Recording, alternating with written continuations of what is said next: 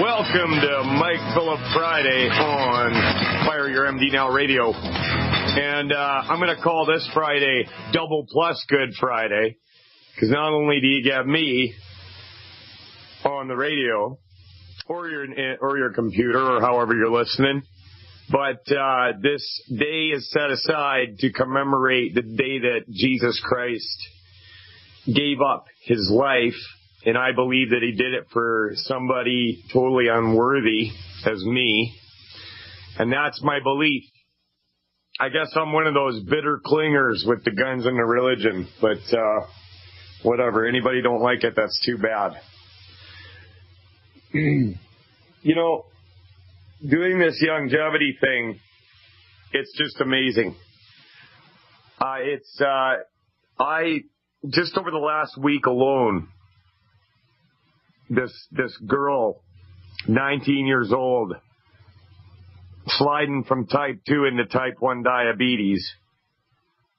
I gave her a can of Tangy Tangerine, a bottle of Sweeties, and a bottle of plant-derived minerals.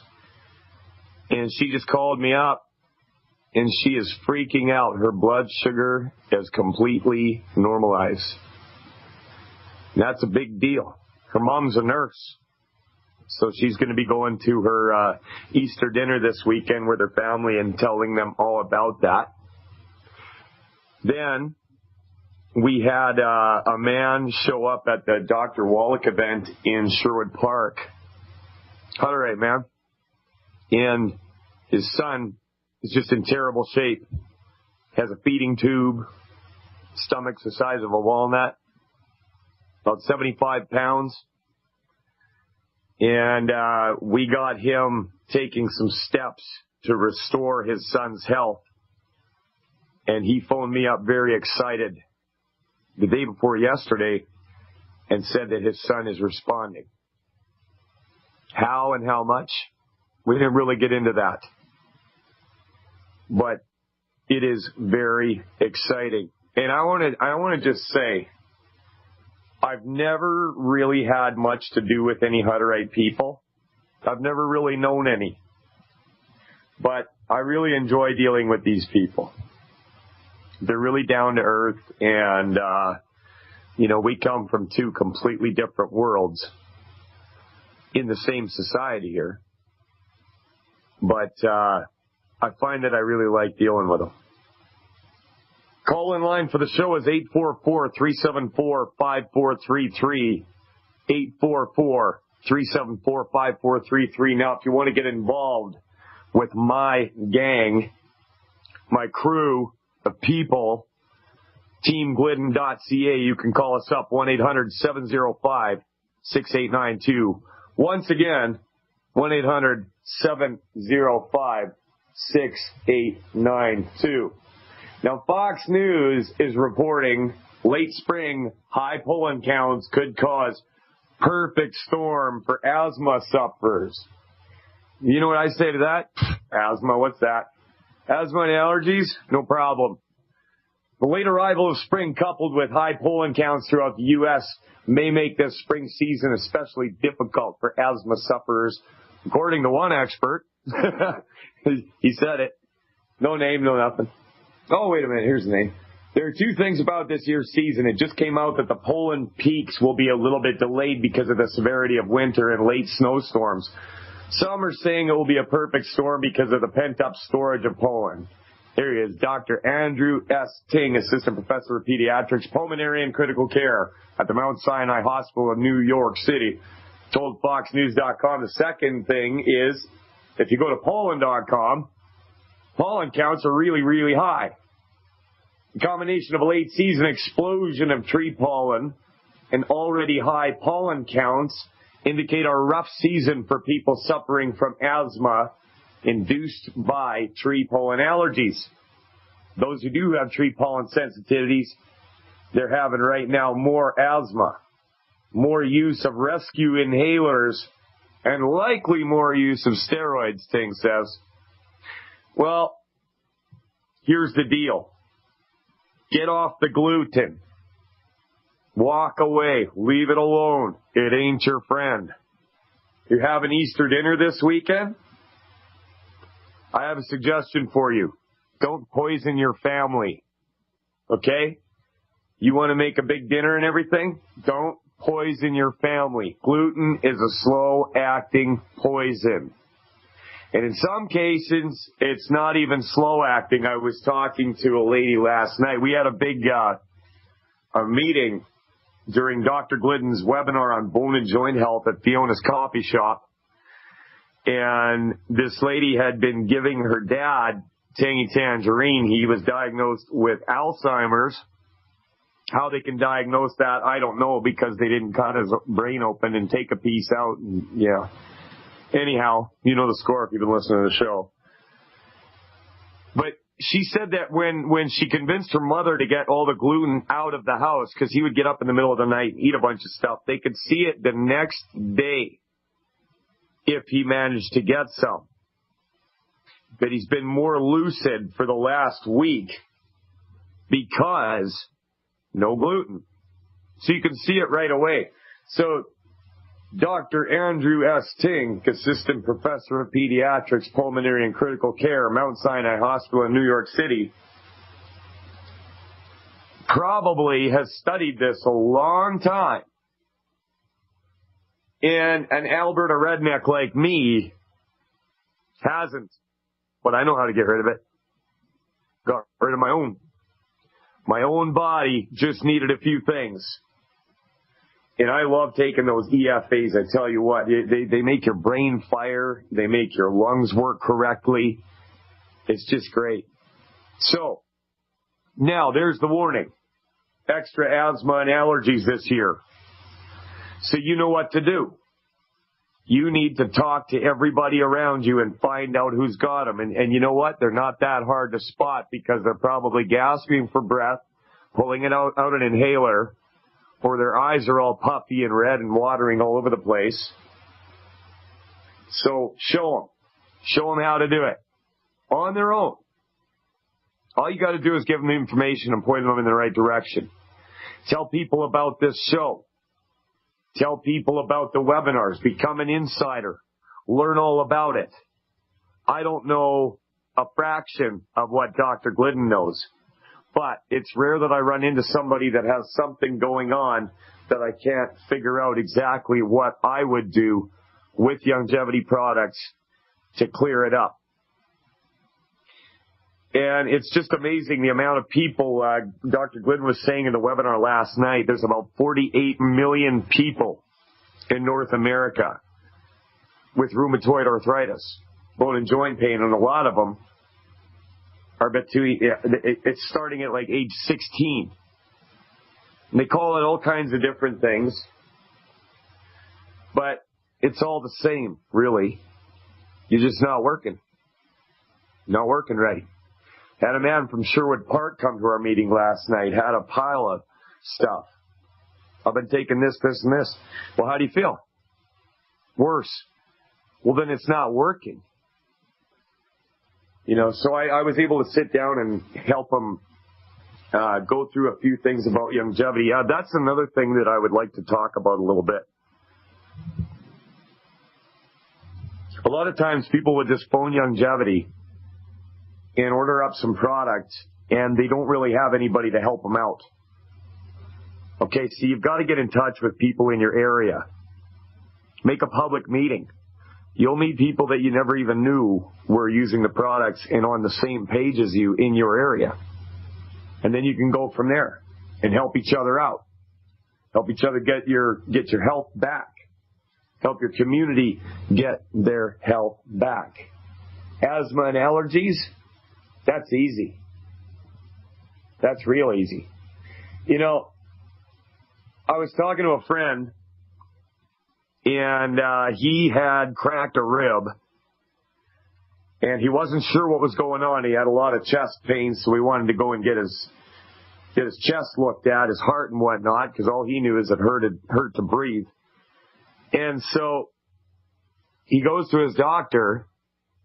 He's in for about 5 minutes. Okay? Guy looks at him, says, you need to exercise and eat better, and you probably got high blood pressure, so let's put you on these statins. 5 minutes. That's all it takes, man. And then you're out, like on a production line.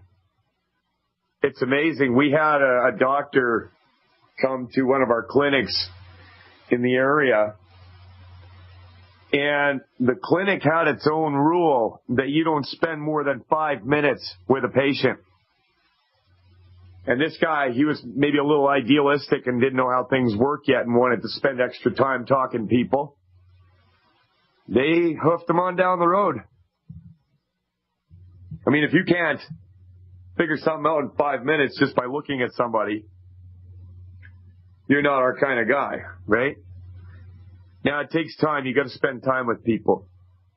You got to figure things out. When you sign somebody up to use these longevity products, don't just walk away.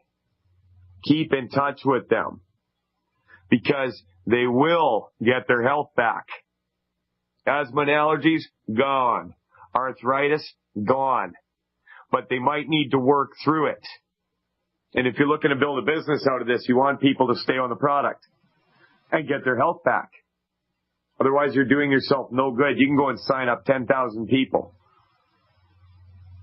which would probably be a pretty good paycheck, but they're not going to stick around, all of them, if you don't do some follow-up. You better have a second phone line, too, if you're going to do that.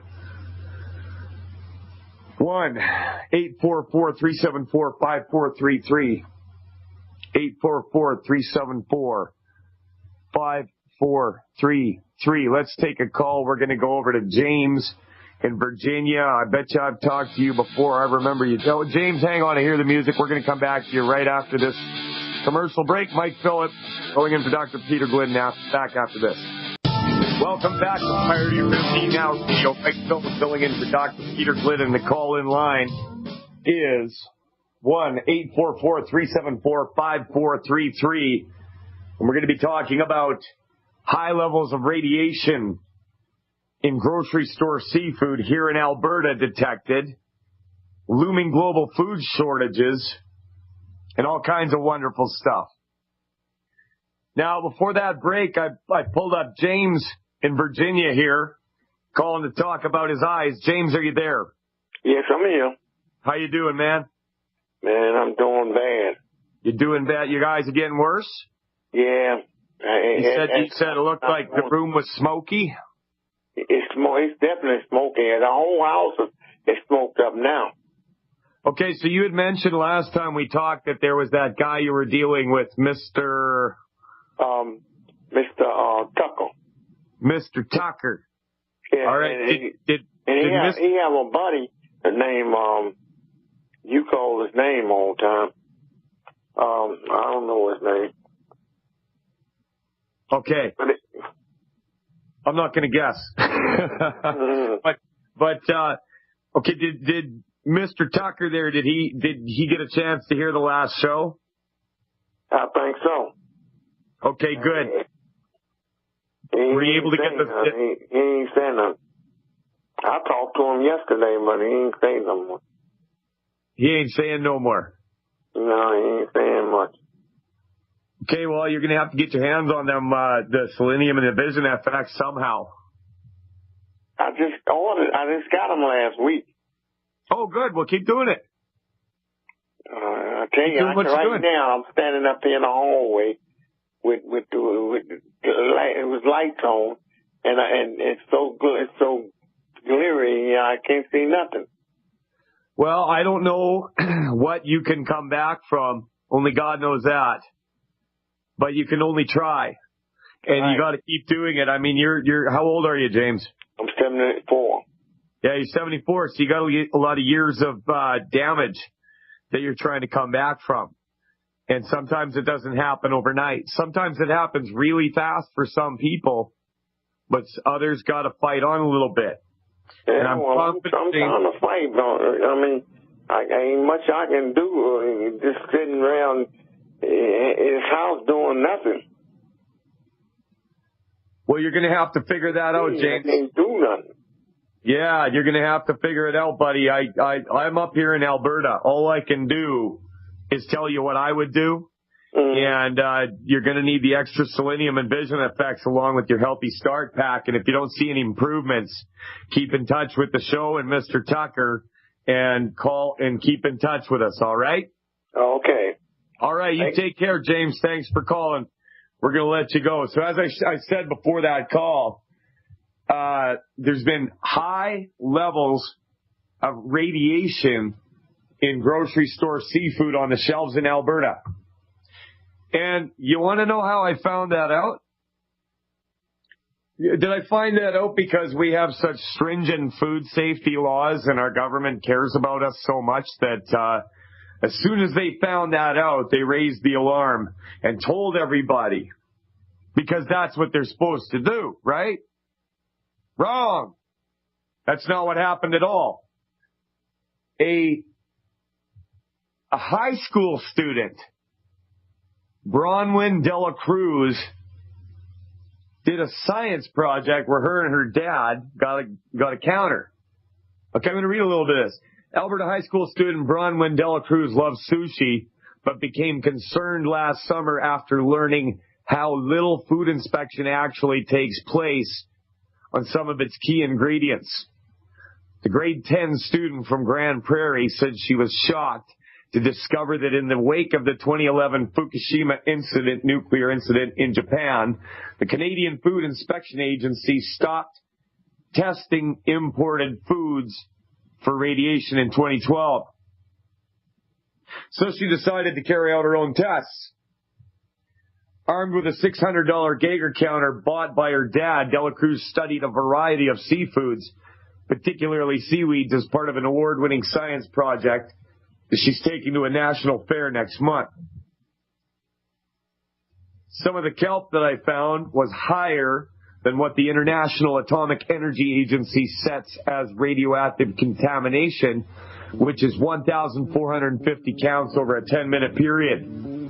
She said some of my samples came up as 17 or 1,800. They sure love us, right, for all the taxes we pay. Mike Phillips filling in for Dr. Peter Glidden. Back after the Dr. Peter Glidden call-in line for the show is 844, that is, 374-5433, 844-374-5433. If you want to get involved with my little gang of people here, 1-800-705-6892. We'll show you the way. Now, here in Alberta, the great province of Alberta, we got basically two political parties. I mean, officially there's a bunch, right? But the Progressive Conservatives have been firmly in charge of this province forever. All right? Now, they're not all bad people. I happen to know a few of them. But this show talks about medical fraud and waste. And the opposition Wild Rose Party is shining the light on some epic waste in healthcare funding in Alberta.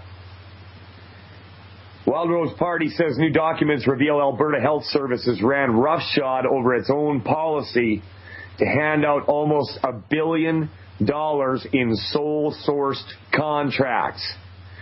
The money bought medical products and expertise, that's debatable, food services, snow clearing, but also went towards yoga classes, aquarium maintenance, and Coca-Cola.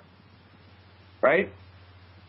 Wild Rose critic Heather Forsyth notes that the agency's policy manual dictates big contracts, those more than $75,000, must be put out to tender, except for extraordinary reasons. Well, they needed some Coke. They were thirsty. All this goes to show that AHS is clearly out of control. Forsyth told a news conference called to release the data, which was unearthed with Freedom of Information laws. Wild Rose finance critic Rob Anderson says taxpayers will never know how much money could have been saved by having firms compete for the contracts.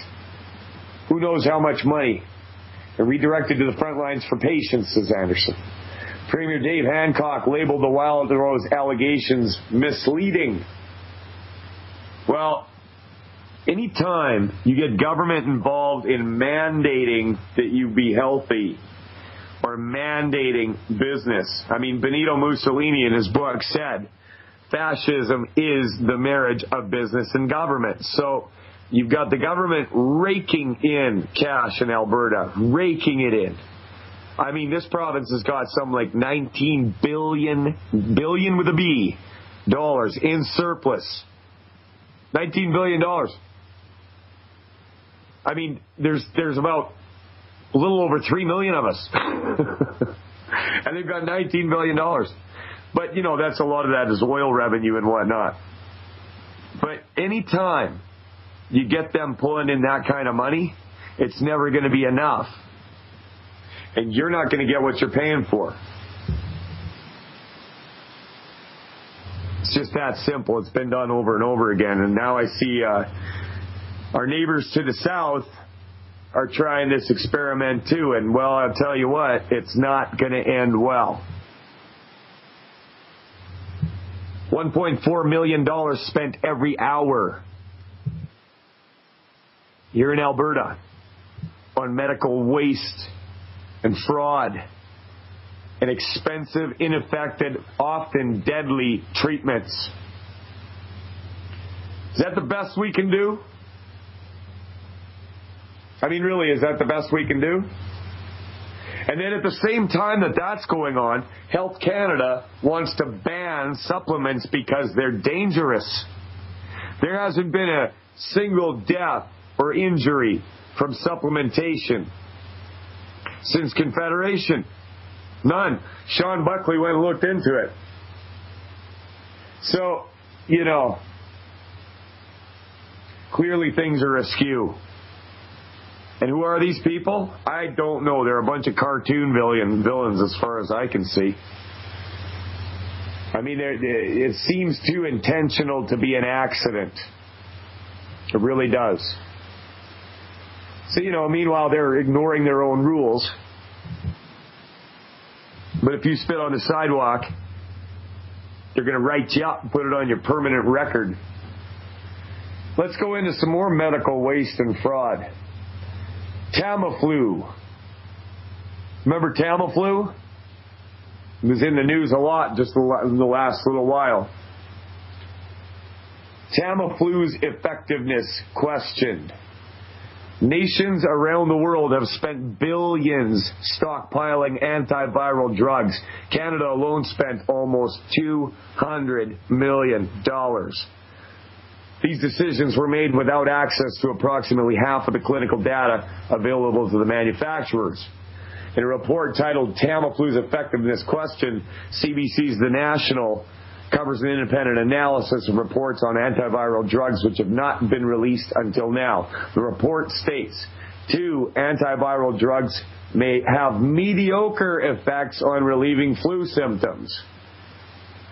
$200 million.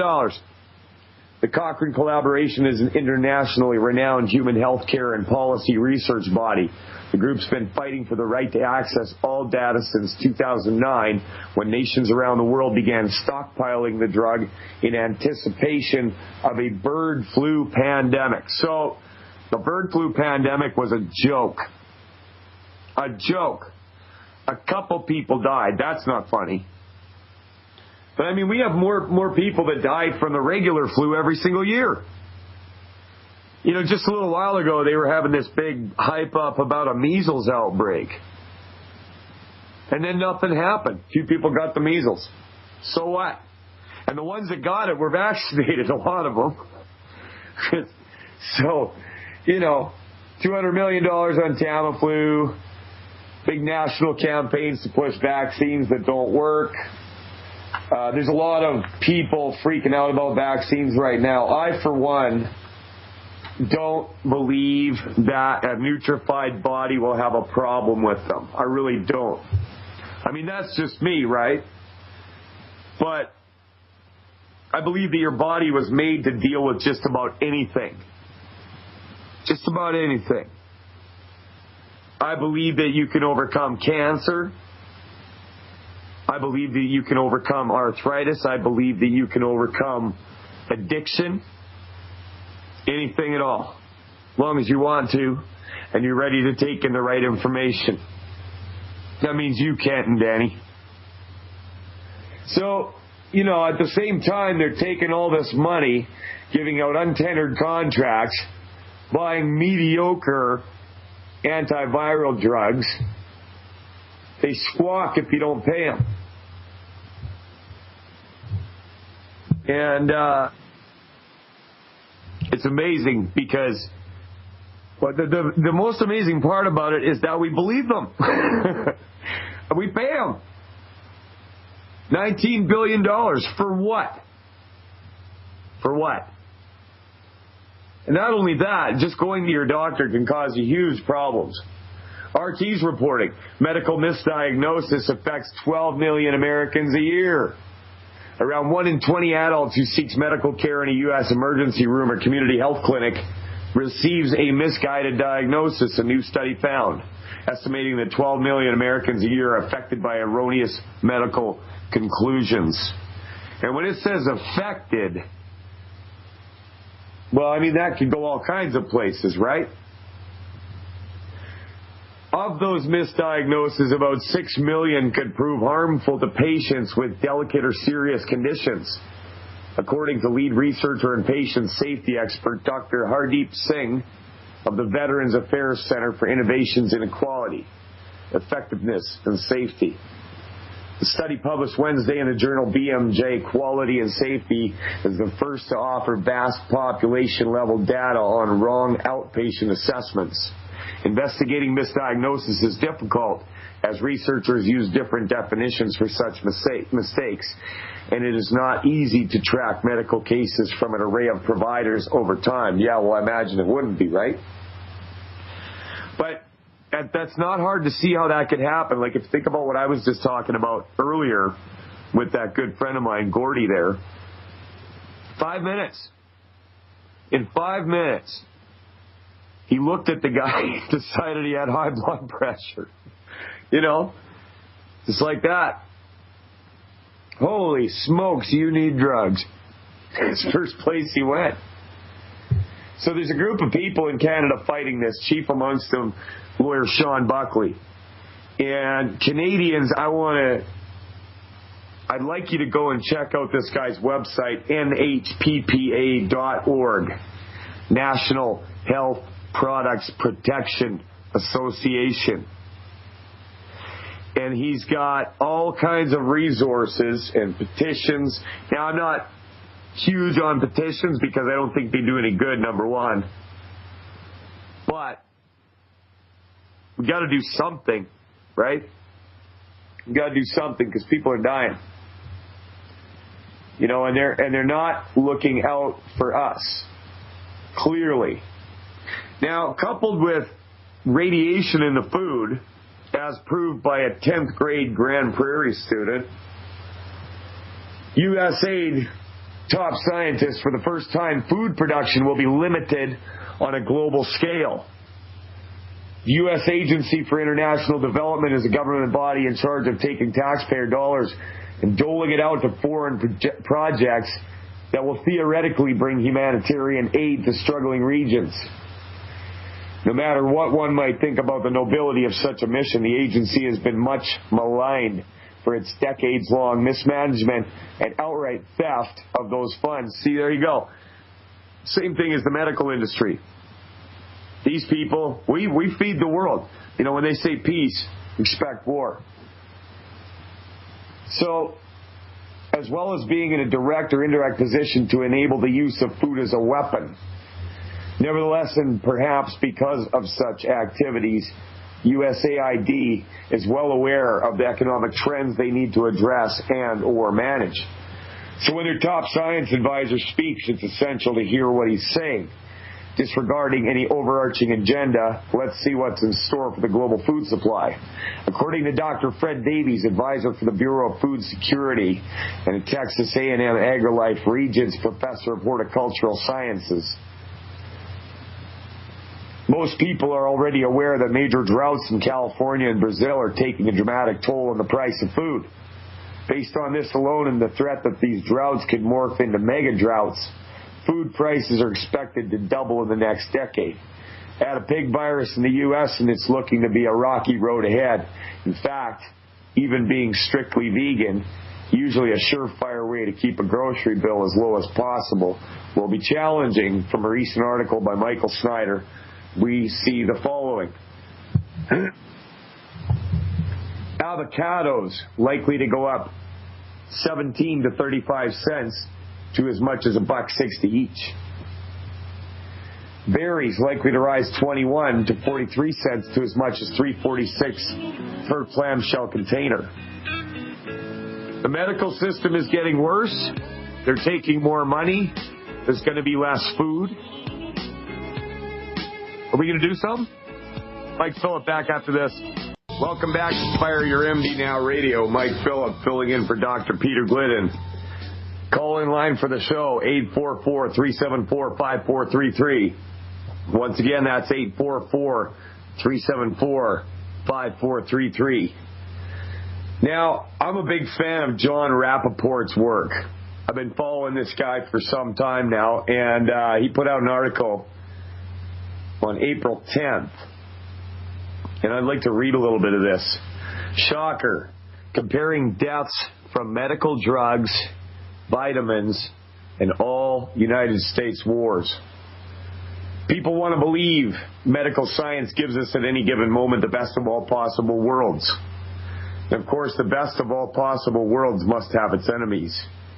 The quacks who sell the unproven snake oil. So let's look at some facts.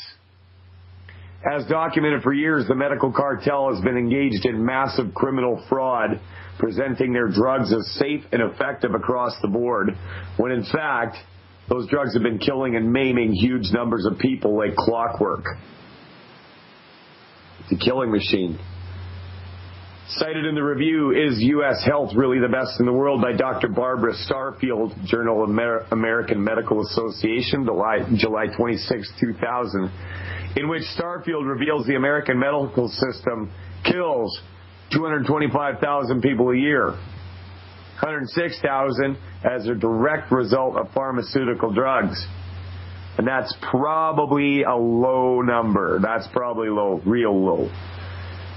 I've now found another study published in the same journal 2 years earlier, April 15, 1998. Incidents of adverse drug reactions in hospitalized patients. It, too, is mind-boggling.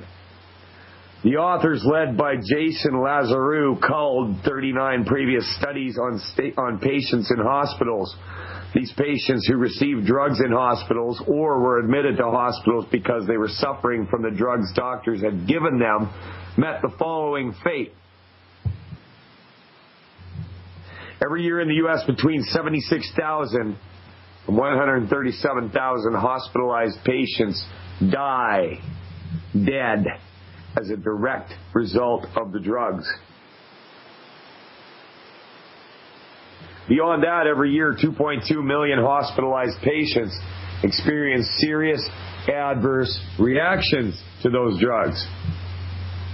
The authors write, our study on ADRs, adverse drug reactions, which excludes medication errors, had a different objective, to show that there was a large number of ADRs even when the drugs are properly prescribed and administered. So these are people that, the doctor did what he was supposed to do industry-wise, and the patient took it the way he told them to. They still died. So this study had nothing to do with doctor errors, nurse errors, or improper combining of drugs, and it only counted people killed who were admitted to hospitals. It didn't begin to tally all the people taking pharmaceuticals who died as consequence of the drugs without being admitted to hospitals. Found a link to the study at Dr. Rath Health Foundation in the middle of a very interesting article by Dr. Alexandra Niedskowitz. I don't know if I'm pronouncing that right. Commentary on the safety of vitamins. Here are two key quotes from her article. In 2010, not one single person in the U.S. died as a result of taking vitamins. In 2004, the deaths of 3 people in the U.S. were attributed to the intake of vitamins. Of those, 2 persons were said to have died as a result of mega doses of vitamin D and E, and 1 person was a result of an overdose of iron and fluoride. And that data is from Toxic Exposure Surveillance System 2004 Annual Report, AM, Association of Poison Control Centers. Summing it up, no deaths from vitamins in 2010, 3 in 2004 from vitamins, iron, and fluoride, 106,000 every year from pharmaceutical drugs. Get off the drugs. Enjoy Easter. Mike Phillip filling in for Dr. Peter Glidden. Hard break. We'll be back after this.